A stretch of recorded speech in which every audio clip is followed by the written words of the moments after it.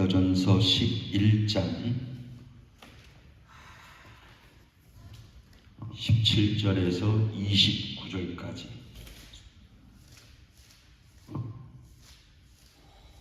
우리 준비되셨으면 고린도전서 11장 17절부터 29절까지 번갈아 가며 교독하도록 하겠습니다.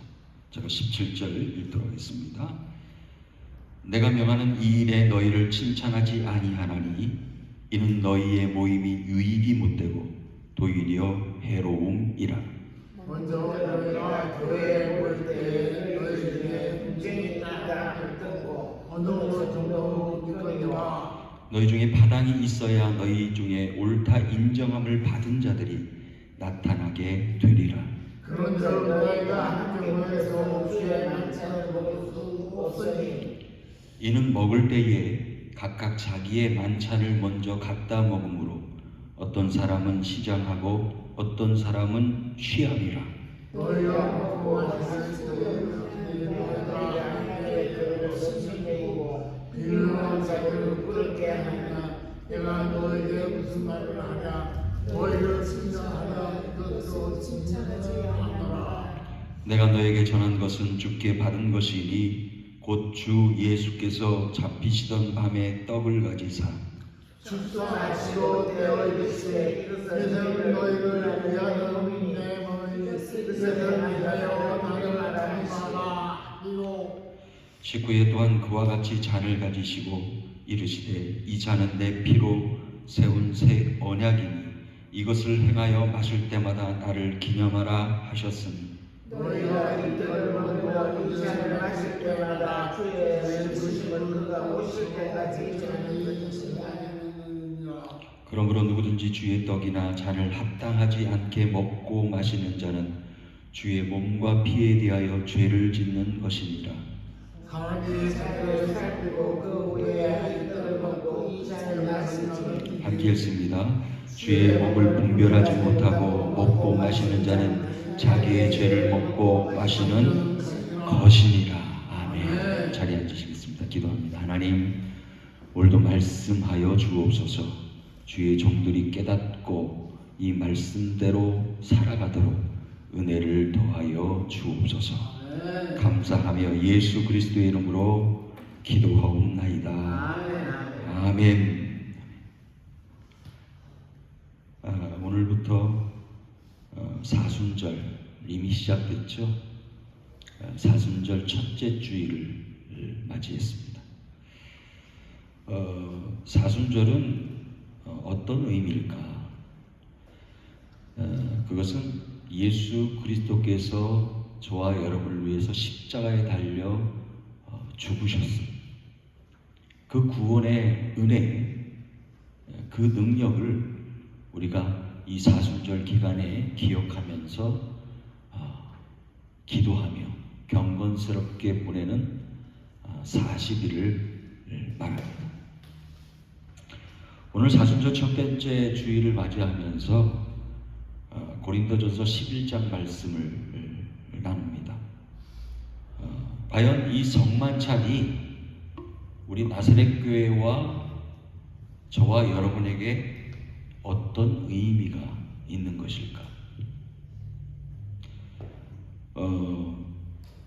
여러분, 성만찬이라는 것은 십자가 죽으심으로 예수님과 나와 어떤 관계인지, 그리고 어떤 관계가 성립되었는지 그것을 모르거나 내 마음속에 확신이 없으면 성만찬에 참여할 의미가 없어요. 그런 믿음이 없으면 아무 의미가 없는 거예요, 성만찬. 여러분, 유대인들은요, 유월절마다 가족끼리 모여서 식사를 했습니다. 누구끼리만요? 가족끼리만. 옆에 이웃들 초청해서 하는 식사 자리가 아니에요. 가족들만 모여서 식사를, 만찬을 즐기는 것이 유월절 식사입니다. 자, 그런데 왜? 물어볼게요. 예수님은 유월절 식사를 가족들과 함께 가서 그냥 식사하시지 왜 하필이면 12제자를 모아놓고 만찬을 버리신 걸까요? 그것은 의미가 있어요. 새로운 가족을 구성케 하시는 시작점이 됐다는 거예요. 누구 안에서 시작되는 거예요? 하나님 안에서 구성되어진 가족을 얘기하는 거예요. 그래서 교회 안에서 우리끼리 뭐라고 불러요? 물론 직분을 부르지만 형제님, 자매님 하는 이유가 뭐예요? 하나님 안에서 형제요, 자매라는 뜻이거든요. 예수님께서 이 성만찬을 통해서 이제 너희들은 하나님 안에서 우리 가족이야 이제. 그래서 예수님이 마가복음 3장 35절에 뭐라고 말씀하셨냐면 누구든지 하나님의 뜻대로 행하는 자가 내 형제요 자매라. 하나님의 뜻대로 행하는 자라야 그것이 내 형제요 자매라는 거예요. 한참 예수님이 모임을 갖고 있는데 가족들이 찾아온 거예요. 걱정이 됐어요. 응? 예수님의 어머니가 오셨어요. 예수님의 형제가 왔어요. 그랬더니 예수님이 깜짝 놀랄 얘기를 하는 거예요. 누가 내 가족이냐? 누가 내 어머니고 누가 내 형제냐? 그러면서 하셨던 말씀이 바로 이 말씀이에요. 누구든지 하나님의 뜻대로 행해야 내 형제요 자매라. 여러분, 성만찬은 교회가 어떤 공동체가 되어야 하는지를 그 답을 주고 있습니다. 그냥 성만찬 예식을 하니까 예식을 진행하는 그런 차원이 아니라 이 성만찬에 대한 말씀을 통해서 주고자 하시는 것이 뭐냐면 우리 이 교회가 어떤 공동체가 되어야 된다는 것을 답을 주고 계신다는 얘기예요. 여러분, 바울은 성만찬에 관한 말씀을 가르치면서 참 기가 막힌 거예요. 왜냐하면 이전에 성만찬의 의미가 뭔지를 안 가르쳤을까요? 바울이? 이미 교회를 세워놓고 성만찬의 의미를 다 가르쳤을 거예요. 근데 사람은 어떻게 해요? 시간이 지나고 세월이 지나면 까먹어야 안 까먹어요? 까먹어요. 그 의미를 상실합니다. 그래서 오늘 본문의 내용을 보면 11장 27절에서 28절 말씀 보니까 뭐라고 기록되어 있습니까? 한번 볼까요? 자, 한번 읽어보겠습니다. 시작.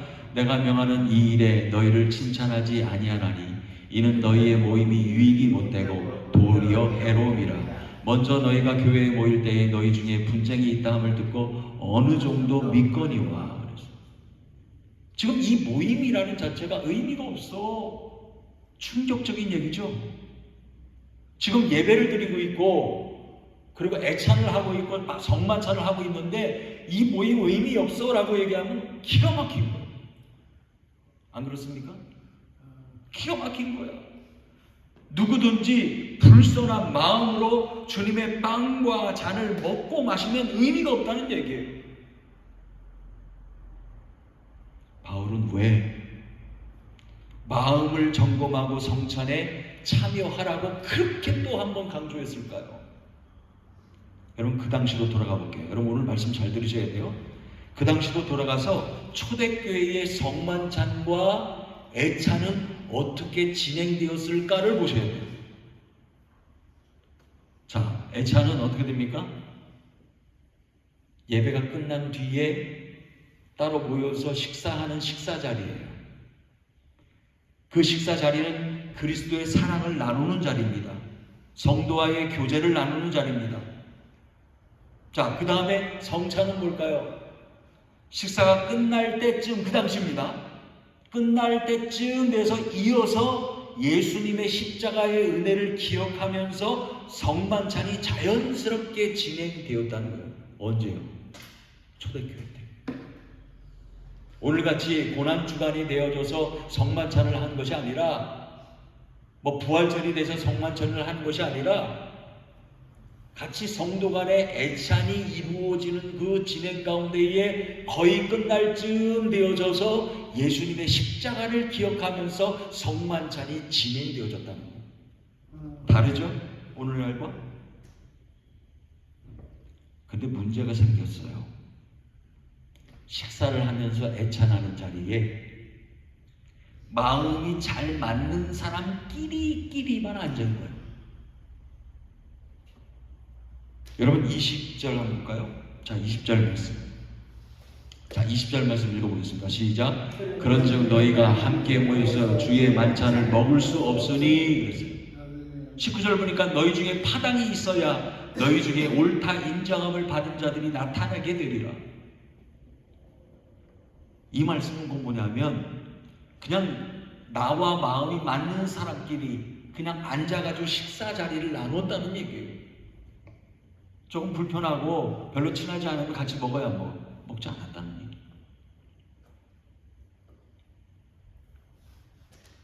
여러분 바울은 11장 2절에 뭐라고 얘기했냐면, 여러분 여기 자막이 좀 없습니다.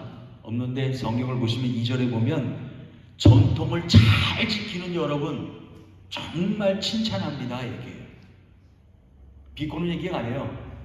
그냥 전통을 잘 지켰어. 믿음의 전통, 신앙의 전통, 예배의 전통. 근데 성만찬에 관해서는 칭찬하지 않고 뭐 했어요? 책망을 하고 있어요. 왜 이렇게 책망을 받았을까요? 이유가 뭘까요? 자, 17절 아까도 읽었지만 중반절을 보시면 너희 모임이 유익이 못되고 도리어 해로움이라. 자, 예배를 드리고 애찬을 하고 성만찬을 하고 하는 모든 것들이 왜 유익이 되지 않는다고 말씀하고 있는 걸까요? 왜 해로움이라고 말씀을 하고 있는 걸까요? 이유는 뭐냐면 단 한 가지. 18절 보니까 뭐라고 나와있어요? 너희 중에 분쟁이 있다 그랬어요. 아까도 얘기했죠? 식사 시간에 누구끼리만 식사했다고요? 친한 사람끼리만, 그냥 내 마음에 맞는 사람끼리만 모여서 그냥 식사했다. 오늘날 교회도 그런 모습들이 많이 있다는 거예요. 그래서 저는 그렇게 생각해요. 식사할 때마다 편한 사람끼리만 식사하지 말고, 아니 다 편하겠지만 그냥 돌아가면서 식사했으면 좋겠어요. 그것도 좋은 방법이에요. 우리는 이렇게 다 친하고 다 그냥 편안하니까 상관없지만은, 교회들이 그런 일 때문에 분쟁이 생겨지고 파당이 지어지고 문제가 생긴다는 얘기입니다. 여러분 20절의 말씀 보면 그런즉 너희가 함께 모여서 주의 만찬을 먹을 수 없구나 그랬어요. 의미가 뭡니까? 이 말씀의 의미는 뭐냐면 너희가 성찬 애찬에는 주님의 애찬과 성찬이 아니다라는 엄포를 놓고 있는 거예요. 여러분 이 말의 의미를 잘 생각하셔야 돼요. 예배 안에 예수 그리스도가 없으면 그건 예배가 아니에요. 예배 중에 성삼위 일체 하나님의 그 놀라운 은혜를 감격하며 찬송하고 높이는 그런 것들이 없으면 그건 예배가 아니에요. 맞습니까?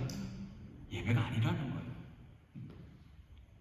여러분 그 당시에 배경 설명을 좀 해드릴게요.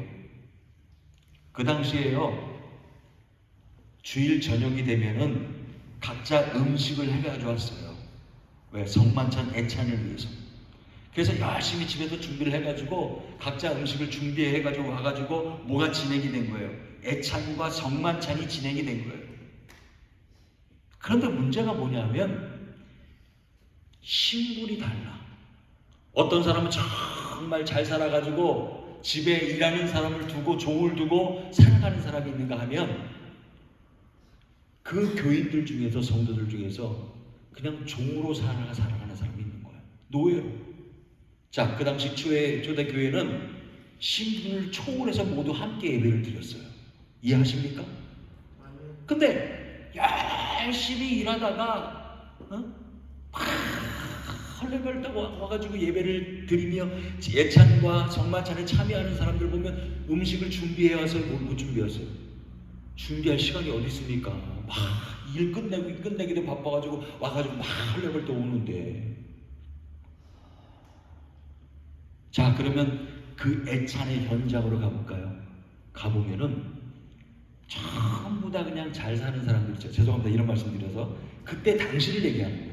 그때 당시에 그냥 편안하게 그냥 삶을 살아가는 사람들, 노예의 신분이 아니라, 종의 신분이 아니라 그냥 부자인 사람들 그냥 앉아가지고 편안하게 먹고 마시고 막 하는 거야. 하다 보면 음식이 떨어지는 거야. 그러면 뒤늦게 헐레벌떡 와가지고 피곤한 몸을 이끌고 온 사람들 보면 음식이 있어요, 없어요? 없는 거야. 지금 바울이 그것을 지적하고 있는 거예요. 그러면 교제를 못합니다. 성만찬에 참여도 못합니다. 애찬에 참여도 못하는 거예요. 여러분 21절을 볼까요? 자, 21절. 자, 시작. 너희가 먹고 마실 집이 없느냐? 너희가 하나님의 교회를 업신여기고 빈궁한 자들을 부끄럽게 하느냐? 내가 너희에게 무슨 말을 하랴? 너희를 칭찬하랴? 이곳으로 칭찬하지 않노라. 칭찬할 일이 아니라는 거예요. 책망받을 일이라는 거예요. 어떻게 해야 될까요? 자기들끼리만 모여서 먹고 마시는 일을 하기 전에 뒤늦게 오는 정말 힘겹게 살아가는 사람들을 생각하면서 그것을 남겨둬야 됐습니다. 근데 남겨놓지를 않는 거예요. 이미 와보면 그 당시에 여러분들 오해하지 마세요. 뭐 술 취하지 마십시오, 술 먹지 마십시오 이런 말을 하는데 그런 말 하면은 술을 좀 드시는 분들은 얘기해요. 아니 성경에 어디 있냐고. 그게 있어요. 술 취하지 말라 그랬어요. 술을 가까이 하지 말라 그랬습니다. 근데 그 당시에는, 예수님 당시에는 음료가 먹을 물들이 굉장히 부족했어요. 그래서 어떻게 하냐면 포도즙을 내가지고 포도주로 음료로 마셨다는 얘기예요. 근데 그것을 너무 집착하고 마시다 보면 취하게 돼 있습니다. 그러니까 성도들이 모여서 오늘 본문의 내용을 자세히 보면 그들이 취해 있다 그랬습니다. 그게 뭐예요? 그냥 너무 마시다 보니까 어떻게 되는 거예요? 남겨두지 아니하고 뒤늦게 오는 사람 생각도 아니하고 가난한 사람 생각도 아니하고 먹고 마시다 보니까 취한 거예요. 여러분 이 초대교회의 이 모습이요, 처음에는 좋아하실지 모르겠지만 자꾸 이러다 보니까 어떻게 돼요? 성도들이 힘들어지고 어려워지고 분당이 생겨지고 파벌이 생겨지고 이 어려움들이 발생하기 시작했다. 바울은 이런 행위가 하나님의 교회를 업신여기고 있다, 빈궁한 자들을 부끄럽게 하는 것이다 라고 아주 지적하고 있잖아요. 대놓고. 여러분 예배, 애찬 모임 가운데에 해로운 것들은 버려야 합니다. 가만히 볼 때 정말 이 모습들이 하나님께 영광이 되는 걸까? 하나님이 기쁘시게 여기시는 걸까? 아니면 성도들에게 정말 이 불편함을 주는 거 아닌가? 이런 것들을 생각할 수 있어야 된다는 거예요. 사랑하는 여러분, 하나님 보실 때의 첫 번째 중요한 것은 뭐냐면 의미 없는 예배, 의미 없는 애찬, 의미 없는 성찬은 소용이 없다는 거예요. 헛된 것이다 그러잖아요. 헛된 것이다. 자, 그러면 하나님이 정말 원하시는 예배와 성찬과 애찬이 뭘까요? 예수님을 기억하는 예배와 애찬과 모임이 되어야 된다는 거예요. 아멘. 아멘. 여러분 초대교회 예배를 보면 성찬과 애찬이 지금처럼 형식이 갖춰지지 않았습니다. 오늘날 그러잖아요. 우리가 처음에 와서 찬양을 부르고 사도신경을 외우고 그리고 나와서 대표 기도를 하시고 그리고 말씀을 전하고 이런 순서들이 없었다는 거예요. 그냥 자연스럽게 예배를 드리고 말씀을 낭독하고 자연스럽게 애찬이 진행되고 자연스럽게 성찬이 진행됐다는 얘기예요. 그래서 바울은 고린도 교회가 시작되면서 성도들에게 성찬의 의미를 이미 가르쳤어요. 하지만 고린도 교회 성도들이요 계속 그거를 의미를 상실해버린 거예요. 그냥 먹고 마시고 하다 보니까 까먹은 거예요. 자, 그러면 성찬의 의미가 뭘까? 오늘 사순절을 맞이해서 중요합니다. 자, 첫 번째는 뭐냐면 23절에서 25절 말씀 보겠습니다. 우리 성찬절 날 성만찬 때 하는 그 내용들인데 말씀 23절부터 25절 읽어보겠습니다. 시작. 내가 너에게 전하는 것은 주께 받은 것이니 곧 주 예수께서 잡히시던 밤에 떡을 가지사 축사하시고 떼어 이르시되 이것은 너희를 위하는 내 몸이니 이것을 행하여 나를 기념하라 하시고 25절 식후에 또한 그와 잔이 같이 잔을 가지시고 이르시되 이 잔은 내 피로 세운 새 언약이니 이것을 행하여 마실 때마다 나를 기념하라 하셨어요. 누구를 기념하래요? 그죠? 예수 그리스도를 나를 기념하라 그랬어요. 자, 성찬의 의미 첫 번째는 뭐냐면 우리를 위해서 찢기신 예수님의 몸과 피를 기념하는 의식이에요. 결코 가볍게 생각해서는 안 된다. 오늘 성만찬이 있대요. 성만찬을 준비해야죠. 성만찬 참여하세요. 이런 차원이 아니에요. 가볍게 생각해서는 안 된다는 거예요. 성찬대에 웃거나 떠들거나 잡담을 하거나 이래서도 안 된다는 거예요. 둘째로 그래서 바울은 예수님이 제자들과 마지막 만찬을 나누실 때에 그 모습을 상기시키기 위해서 이런 말씀을 기록한 거 아닙니까? 그때로 돌아가는 거예요. 돌아가서 예수님께서 십자가에 달려 처절하게 피를 흘리시고 자기의 찢기시는 그 상황 가운데 있는 그 모습들을 상기시킨다는 얘기예요. 여러분 24절 볼까요? 자, 중요한 내용입니다. 너희를 위하는 내 몸이니 그랬어요. 한번 따라하겠습니다. 너희를 위하는 내 몸이니. 이거 뭘 뜻입니까? 십자가상에서 예수님이 하나님의 아들인데도 불구하고 그냥 창으로 찔리면 그냥 찔림을 받은 거예요. 찢겨진 몸, 자신의 백성 바로 저와 여러분을 위해서 대신 고통을 감수하셨고 그 죄사함을 이루기 위해서 철저하게 십자가에서 죽으셨잖아요. 따라합시다. 나를 위해.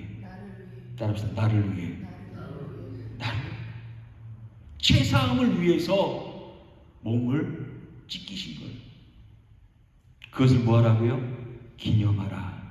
상기시켜 기념하라. 평생도록 그 희생을 잊지 마라 그런 뜻이에요. 누구의 희생? 예수님의 희생. 자, 25절 말씀 봅니다. 25절 말씀 보면 이 잔은 내 피로 새로운 언약이니 그랬어요. 여러분 새로운 언약이 뭡니까? 지금까지 유대 백성들은 제사를 드렸어요. 제물을 바쳐야 돼요. 짐승을 바치고 그 바침으로 대신 그 죄가 나의 죄가 누구에게 전가가 되는 거예요? 그 짐승에게. 그래서 그 짐승이 죽으면 피를 흘리고 죽으면 나의 죄가 씻어지는 거예요. 그걸 단 한 번. 또다시 죄를 지면 다시 제사를 드려서 그 짐승을 바쳐야 돼요. 이게 왜 옛날의 약속이었어요. 근데 새로운 언약이 뭐예요? 이제 달라졌어. 그러지 않아도 돼. 예수 그리스도께서 단 한 번의 어린 양의 십자가의 죽으심을 통해서 우리는 뭐예요? 그 사실을 믿고 인정하고 고백만 하면 예수 그리스도를 믿으면 이제 모든 죄가 다 씻어지는 거예요. 제사 안 드려도 되는 거예요. 아멘입니까? 만약에 이 사건이 없으면 새 언약의 게 없으면 지금도 우리는 뭐 해야 돼요? 양 잡아야 돼요. 양 잡을 돈이 없으면 또 뭐 해야 돼요? 비둘기를 잡아야 돼요. 비둘기 잡을 돈도 힘도 없으면 어떻게 해요? 곡식을 빻아서 태워서 드려야 돼요. 자, 하나님은요 이렇게 다 형편과 처지에 맞도록 다 제사를 드리도록 만드셨잖아요. 하나님과 만나도록. 여러분 26절을 볼까요? 아까 26절. 자, 시작. 너희가 이 떡을 먹으며 이 잔을 마실 때마다 주의 죽으심을 그가 오실 때까지 전하는 것이니라 그랬어요. 예수님이 오시고 나서 저 천국에 가면 성만찬 이제 없어도 돼요. 왜? 거기에서 직접 하나님과 예수 그리스도와 성령 하나님과 만찬이 이루어지는 자리이기 때문에. 아멘입니까? 아멘. 여러분 기대가 안 되세요? 기대가 안 되시는 얼굴 같다. 기대가 되십니까? 기대하셔야 돼요. 그리스도인이 성찬을 참회함을 통해서 예수 그리스도의 죽으심을 끝까지 내가 마음속에 품고 감사하며 살아가야 하는 것이 우리의 삶이라는 거예요. 여러분 성찬은 주님의 죽으심이 교회 안에서 재현되는 시간입니다. 비록 십자가 부활은 2000년 전에 이미 이루어진 일이에요. 그러나 우리가 성찬을 나눌 때에 그 사건이 다시 한번 리마인드 되면서 내 마음속에 불빛이 일어나는 그 믿음과 고백이 다시 한번 일어나야 된다는 거예요. 여러분 예배의 의미 깊이 다시 한번 생각해야 됩니다. 예배, 애찬, 성찬은 주님을 만나는 시간이에요. 그리고 말씀을 듣는 시간입니다. 누구의 말씀이에요? 제 말이 아니에요. 저는 그냥 전하는 메신저뿐입니다. 하나님 말씀을 듣는 시간이에요. 그리고 교제를 통해서 애찬을 통해서 하나가 되는 시간이에요. 다른 사람 흠과 티를 비판하는 자리가 아니라는 얘기예요. 미워하는 자리가 아니라는 얘기예요. 성도와 하나 되는 시간. 여러분 선한 영향력을 끼칠 수 있는 성만찬이 됐으면 좋겠어요. 이 성만찬을 통해서 교회가 부흥되어지고 성만찬을 통해서 예수님과 더 그 사이가 깊어지고. 여러분 이제 사순절 첫 번째 주일입니다. 그냥 예수님이 십자가를 생각하면서 그냥 우울해하라는 그런 얘기가 아니에요. 십자가의 그 사랑 때문에 내가 살았어. 그 십자가 사랑 때문에 내가 지금 이렇게 하나님 앞에 예배하고 찬송하고 있어. 기도하고 있어. 하나님 너무 감사합니다. 하나님 은혜 정말 감사합니다. 라고 고백할 수 있는 여러분들의 복된 입술이 되어지기를 예수 그리스도의 이름으로 축원합니다. 기도하겠습니다. 하나님 감사합니다. 오늘 사순절 첫 번째 주일을 맞이해서 사순절의 의미 그리고 십자가 성만찬의 의미를 함께 나누고 있습니다. 마음속에 품게 하시고 삶의 현장에서 이 말씀대로 살아가도록 은혜를 도하여 주옵소서. 예수 그리스도의 이름으로 기도하옵나이다.